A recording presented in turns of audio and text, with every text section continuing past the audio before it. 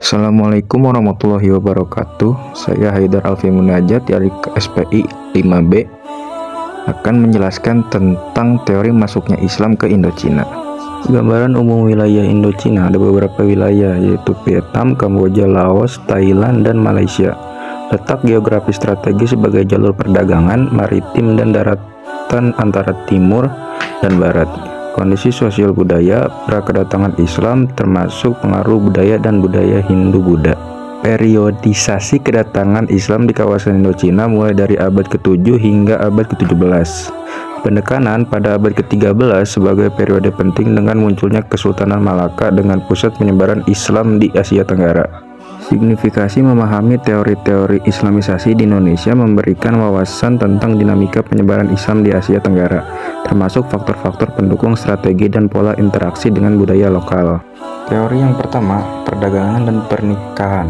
Peran perdagangan Muslim di Arab, Persia, dan India. Mereka memperkenalkan Islam melalui aktivitas perdagangan laut dan darat.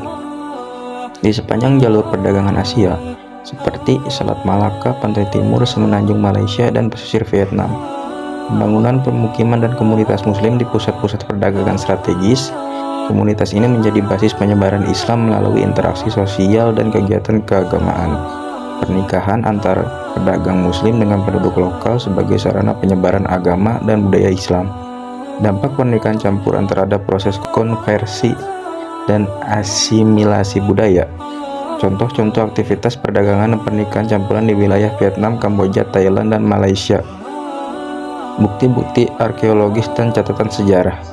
Analisis mengenai faktor-faktor pendukung keberhasilan model Islamisasi melalui perdagangan dan pernikahan di Indochina, seperti jaringan perdagangan internasional, mobilitas penduduk, serta akomodasi budaya. Teori yang kedua, kontak militer dan politik. Pengaruh ekspansi kekuasaan Islam di sekitar abad ke-13, seperti Kesultanan Malaka, peran politik dan militer Kesultanan Malaka dalam menyebarkan pengaruh Islam di Asia Tenggara. Kerjasama politik dan militer antara penguasa lokal dengan kekuatan Muslim, misalnya dalam perang melawan penjajah Eropa. Adopsi sistem pemerintah, hukum, dan budaya Islam oleh penguasa lokal di beberapa wilayah. Contoh-contoh interaksi politik dan militer antara Islam dan kerajaan-kerajaan lokal di Indochina, seperti hubungan Kesultanan Patani dengan Siam atau Kesultanan Brunei dengan Vietnam. Analisis mengenai dinamika kekuasaan, diplomasi, dan strategi politik yang memfasilitasi penyebaran Islam di kawasan Indochina. Peran aliansi penaklukan dan akulturasi budaya dalam proses Islamisasi. Teori yang ketiga, gerakan Sufi dan dakwah.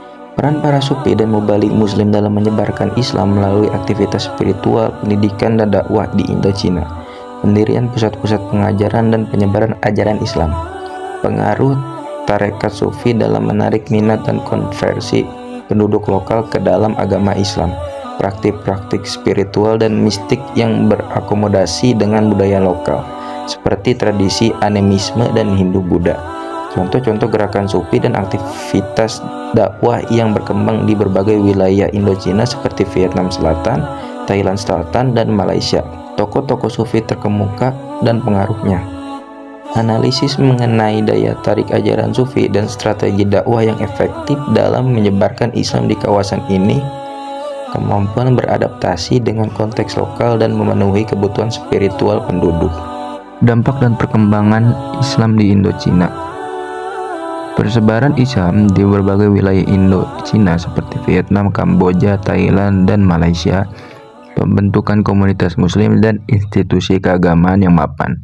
Pengaruh Islam terhadap aspek sosial, budaya, politik, dan ekonomi di kawasan tersebut. Akulturasi budaya Islam dengan budaya lokal serta munculnya corak Islam khas Indochina. Contoh-contoh peninggalan dan warisan Islam yang masih terlihat di Indochina saat ini, seperti arsitektur masjid, tradisi keagamaan, serta praktik-praktik ekonomi berbasis Islam. Analisis mengenai dampak jangka panjang dan kontribusi Islam terhadap perkembangan masyarakat di Indochina. Integrasi identitas Muslim dengan identitas kultural lokal. Kesimpulannya, ringkasan teori-teori utama mengenai masuknya Islam di Indochina dan faktor-faktor pendukungnya.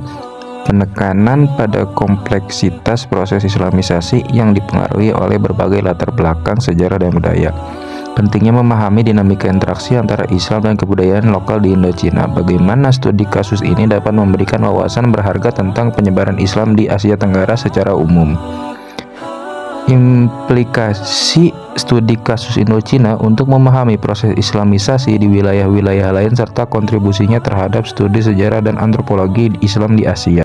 Refleksi mengenai relevansi studi ini bagi pemahaman keragaman ekspresi Islam di dunia kontemporer. Relevansi historis untuk memahami dinamika hubungan Islam dan budaya lokal saat ini.